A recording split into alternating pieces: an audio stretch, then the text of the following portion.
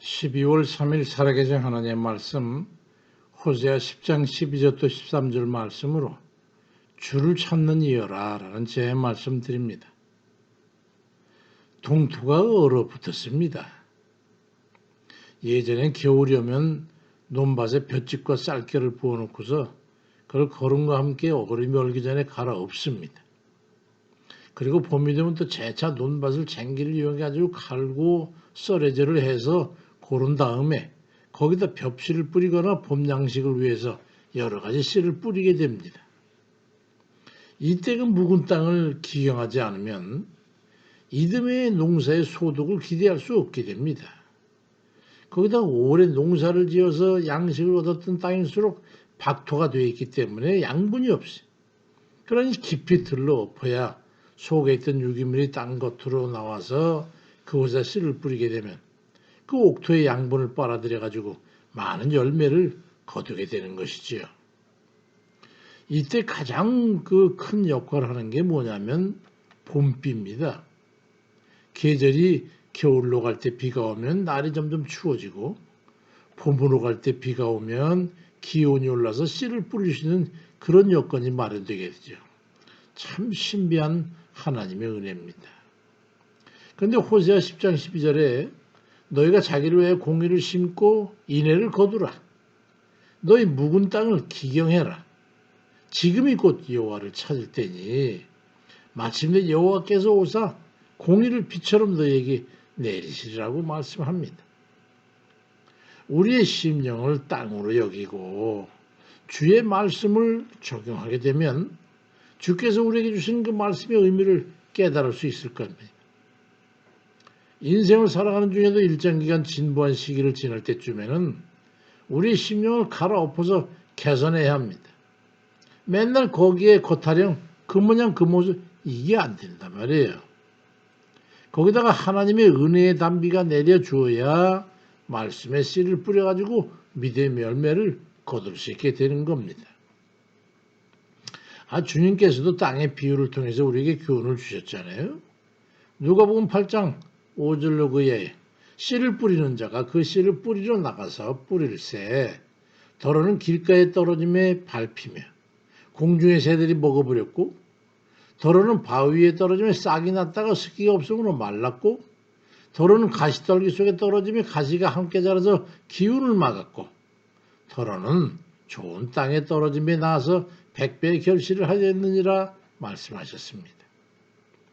우리의 심령은 길가의 땅이나 바위로 덮여있는 땅이나 가시떨기나무가 뒤덮인 땅이나 좋은 땅과 같은 그런 각각의 심령의 여러 가지 모형이 있는데 여러 가지 유형의 심령에 주의 말씀이 심어지고 관리를 받아가지고 열매를 거두려면 좋은 땅으로 바꿔야 하는데 길가 땅이나 바위로 덮인 땅이나 가시떨기 나무로 덮인 땅 그런 박토는 농사짓기에 적합하지 않기 때문에 모두 다 갈아엎고 돌을 골라내고 그래서 가시떨기 나무 덩굴을 걷어내야 되는 거지요.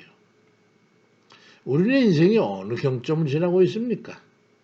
각자의 심령에 주의 은혜를 입고 살아왔는데 어느덧 그렇고 그런 신앙의 진보함에 처해 있지 않습니까? 문제는 그 땅을 누가 갈아엎을 것이냐 하는 거예요. 그대로 두면 그냥 자지러들고 마니까요. 자기 자신이 스스로 갈아엎고 농사짓기에 적합한 좋은 땅으로 기경할 거냐 아니면 토지 주인의 강제력에 의해 가지고 포크레인이나 불도저 같은 이런 중장비로 완전히 사정없이 그냥 아주 깊이까지 갈아엎어질 것이냐 이런 문제예요. 은혜를 사모하는 이들 되시기를 바랍니다. 은혜를 사모하는 이들은 자신의 뒷걸음질이나 제자료 걸음의 신앙에 대해서 참지를 못해요. 더 은혜를 사모해서 나아가죠. 하나님 은혜에 갈급하고 기도의 은사를 사모하고 성령의 권능을 간구하게 돼요. 그러니 이런 모양 저런 모양으로 은혜를 갈구하게 됩니다. 그런 이들은 하나님께 동행하시면서 복을 주시고 은혜를 더해 주셔가지고 이생에 큰 성취를 되고 재미있어요 사는 게 결국은 내 생에 이르러 하나님의 하늘곳간의 알곡으로 들어차게 되는 겁니다. 그런데 그렇지 못한 이들이 문제예요. 우리의 주인 되시는 하나님께서 알곡이 되지 못하거나 소출이 부족한 그 자녀들의 심령을 간과하지 않으신다는 점이에요. 스스로 심령을 기경하지 않는 그런 이들에 대해서 하나님의 강력한 가로엎기 드라이브가 걸리게 되는 거예요. 스스로 변화나 개선이나 발전을 기하지 않고 나태와 현실 안주에 처해 있는 그런 심령에는 하나님께서 강제성을 동원하시는 겁니다. 누가복음 20장 18절에도 무릇 이 돌 위에 떨어진 자는 깨지고 이 돌이 사람 위에 반대로 떨어지게 되면 그를 가루로 만들어 흩으리라고 말씀합니다. 스스로 변할 거냐, 외력에 의해서 깨질 거냐, 이 두 가지 문제라는 거지요. 만약에 스스로 주의 말씀의 뜻에 부딪혀 깨지거나 변화되지 않고 맨날 그 모양 그 타령 심령이나 견고한 고집과 자기 집착, 또 그런 신앙의 게으름과 형식화를 지속시키고 있는 그런 심령들을 일깨우기 위해서 주의되자 하나님께서 공의와 정의와 그 닭달구지 틀에 걸게 되면은 이거 완전히 깨지고 완전한 순종의 겸손한 모습으로 회심할 때까지는요 완전히 으깨지는 수가 있어요. 이걸 경험해보지 않은 사람은요 몰라요. 심지어 시편 140편 10절에 뜨거운 숯불이 그들 위에 떨어지게 하시며 불 가운데 깊은 웅덩이에 그들로 하여금 빠져서 다시 일어나지 못하게 하는 이런 율에 걸리기도 하는 거거든요. 이거 참 어려운 일입니다. 로마서 12장 2절에 너희는 이 세대를 본받지 말고 오직 마음에 새롭게 함으로 변화를 받아 하나님이 선하시고 기뻐하시고 온전한 뜻이 무엇인지 분별해서 살도록 하라고 스스로 자신의 심령의 묵은 땅을 기경하라고 말씀하고 있는 겁니다.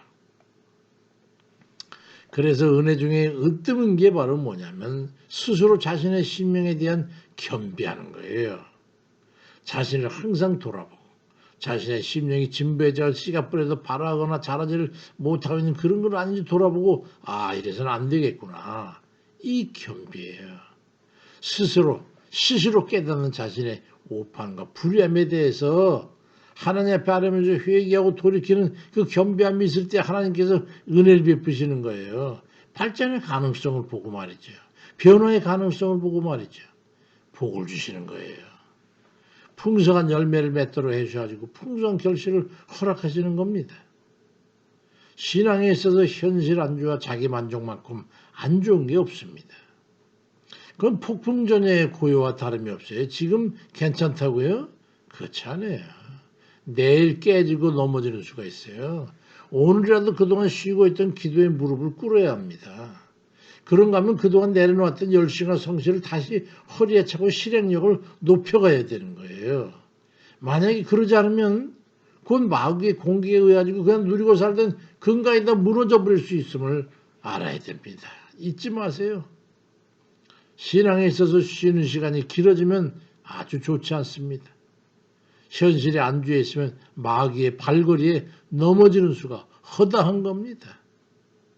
베드로전서 5장 8절 9절에 근신하라 깨어라. 너희 대적마귀가 우는 사자같이 두루다니며 삼킬 자를 찾나니 너희는 믿음을 굳건히 하게 하여 그를 대적하라고 말씀합니다. 그러므로 오늘도 쉼없는 그 더한 열심, 그 천성을 향한 그 발걸음으로 인해 가지고 한걸음씩 저 주의 높은 주의 나라를 향해서 올라가는 그런 이들이 다 되시기를 주의 이름으로 축원드립니다. 아멘입니다.